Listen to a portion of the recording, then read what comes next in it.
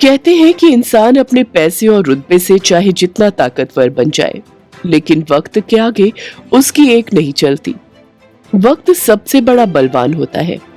आज हम बात कर रहे हैं एक ऐसी शख्सियत की जिन्हें वक्त ने सफलता की उस बुलंदी पर पहुंचा दिया था कि उनकी हर महफिल सितारों से रोशन हुआ करती थी।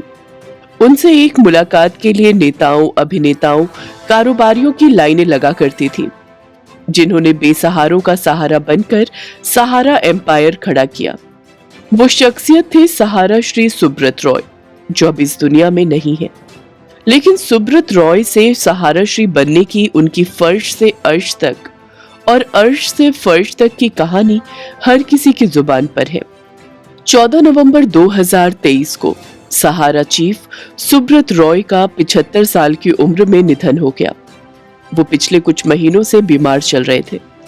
मुंबई के कोकिलाबेन अस्पताल में उन्होंने अंतिम सांस ली।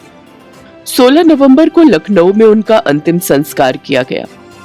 जिन बेटों की शादी में सुब्रत रॉय ने 500 करोड़ खर्च कर दिए थे, दुनिया की एक से बढ़कर एक हस्तियों को लखनऊ की जमीन पर बुलाने का दम रखने वाले सुब्रत रॉय को अंतिम समय में उनके बेटों के कंधे तक नसीब नहीं हुए।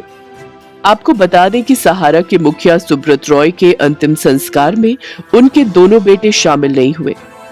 बताया जा रहा है कि उनके दोनों बेटे विदेश में हैं और वो अपने पिता के अंतिम संस्कार में नहीं आ पाए। हिंदू धर्म में बेटे के हाथों पिता को मुखाग्नि देने की परंपरा है। हालांकि सहारा चीफ के पोते ने उनका अंतिम संस्कार किया।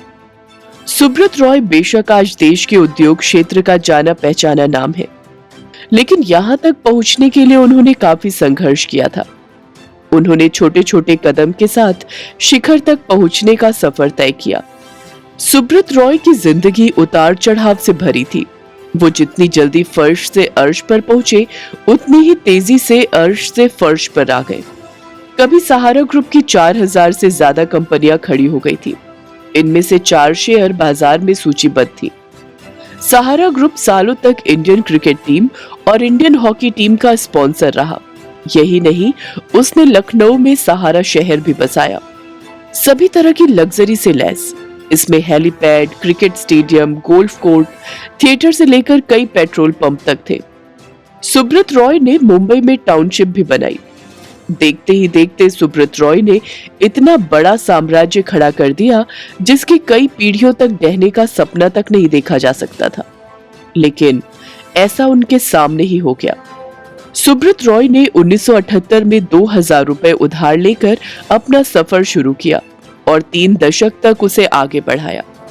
हर एक निवेशक के 10-20 रुपए के न्यूनतम योगदान से हजारों करोड़ रुपए का कोष बनाया। लेकिन विवादों में घिरने के बाद ये ढहने लगा।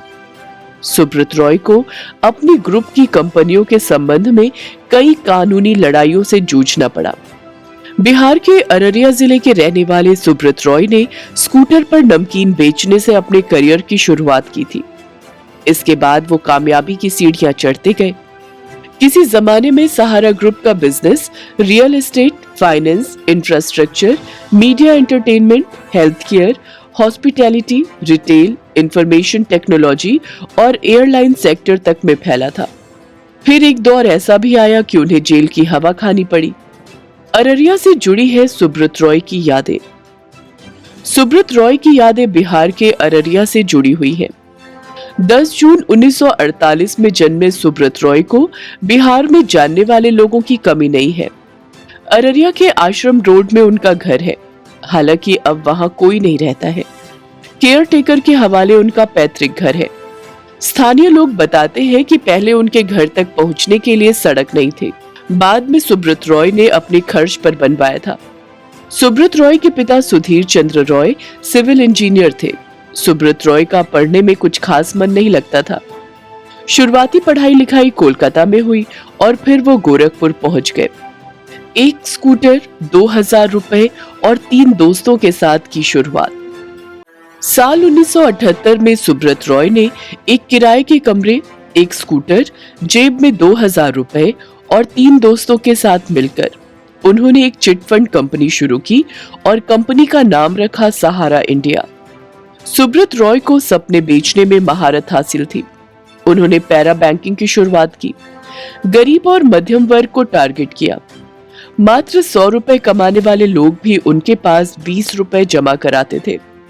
दुनिया भर में बजने लगा सहारा का डंका। देश की गलियों गलियों तक उनकी ये स्कीम मशहूर हो गई।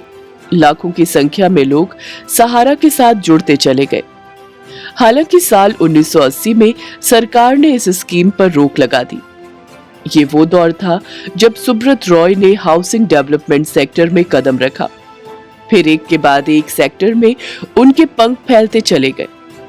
Real estate, finance, infrastructure, media, entertainment, health care, hospitality, retail, information technology तक सहारा फैल चुका था। देश ही नहीं, दुनिया भर में सहारा का डंका बज रहा था। 11 सालों तक सहारा ग्रुप टीम इंडिया का स्पॉन्सर रहा। जैसे जैसे सहारा का कारोबार बढ़ता गया, सुब्रत रॉय की संपत्ति दोगुनी चौगुनी होती चली गई। लग्जरी लाइफस्टाइल के लिए हुए मशहूर। सुब्रत रॉय अपनी लग्जरी लाइफस्टाइल के लिए मशहूर होते चले गए। अमेरिका के न्यूयॉर्क शहर में इनके 4400 करोड़ के 2 आलीशान होटल हैं। मुंबई के एबी वैली में 313 एकड़ का डेवलपमेंट साइट, मुंबई के बरसोवा में 113 एकड़ की जमीन है। लखनऊ के गोमती नगर में सुब्रत रॉय ने 170 एकड़ जमीन पर अपना पूरा शहर बसा डाला। देश के अलग अलग हिस्सों में उनके पास 764 एकड़ की जमीन है। माना जाता है कि उन्होंने अपने बेटों की शादी की तो उसमें 500 करोड़ से ज्यादा का खर्च किया था। कई जानी मानी हस्तियां इस शादी में पहुंची थी। 2009 में हुई सहारा के बुरे दिन की शुरुआत। एक वक्त था जब टाइम्स मैगजीन ने सहारा को रेलवे के बाद दूसरी सबसे ज्यादा नौकरी देने वाली कंपनी बताया था। 11 लाख से अधिक कर्मचारी सहारा परिवार का हिस्सा थे। लेकिन फिर किस्मत ने ऐसी बाजी पलटी कि किसी को अंदाजा तक नहीं था कि खुद को सहारा श्री कहने वाले सुब्रत रॉय के दिन ऐसे फिरेंगे कि उन्हें जेल की हवा खानी पड़ेगी। वो साल 2009 था जब सहारा कंपनी ने आईपीओ लाने की योजना बनाई थी। सहारा ने जब सेबी से आईपीओ के लिए आवेदन किया तो सेबी ने उनसे DRHP यानी कंपनी का पूरा बायोडेटा मांग लिया। साल 2009 में सहारा ने अपनी 2 कंपनियों Sahara India real estate corporation limited और Sahara housing investment corporation limited का आईपीओ लाने का प्रस्ताव सेबी के सामने रखा। सेबी ने सहारा के दस्तावेजों में गड़बड़ी पाई। सहारा पर आरोप लगे कि उसने अपने निवेशकों का पैसा गलत तरीके से इस्तेमाल किया।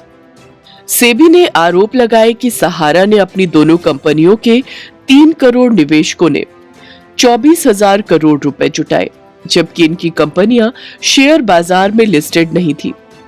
नियमों के उल्लंघन मामले में सहारा पर 12,000 करोड़ का जुर्माना लगाया गया। जेल की हवा। सेबी ने जब सहारा से निवेशकों के डिटेल और दस्तावेज मांगे तो सहारा की ओर से 127 ट्रक डॉक्यूमेंट भेजे गए। इन ट्रकों के कारण मुंबई के बाहरी इलाके में ट्रैफिक जाम लग गया। मामला सुप्रीम कोर्ट पहुंचा, जहां मशहूर वकील राम जेठमलानी ने सुब्रत रॉय की ओर से दलीलें पेश की। उन्होंने सुब्रत रॉय को बचाने की भरपूर कोशिश की, लेकिन सफल नहीं हो सके। सुप्रीम कोर्ट का रुख सुब्रत रॉय के लिए सख्त बना रहा। सहारा को निवेशकों के पैसे 15% ब्याज के साथ 24,000 करोड़ रुपए लौटाने का निर्देश दिया गया। सुप्रीम कोर्ट के आदेश की अवहेलना करने पर फरवरी 2014 में सुब्रत रॉय को गिरफ्तार कर लिया गया। 2 साल जेल में रहने के बाद वो पैरोल पर बाहर आए और तभी से वो जेल के बाहर ही थे। अगर आपको हमारा ये वीडियो पसंद आया हो तो इसे लाइक, शेयर और चैनल को सब्सक्राइब जरूर करें।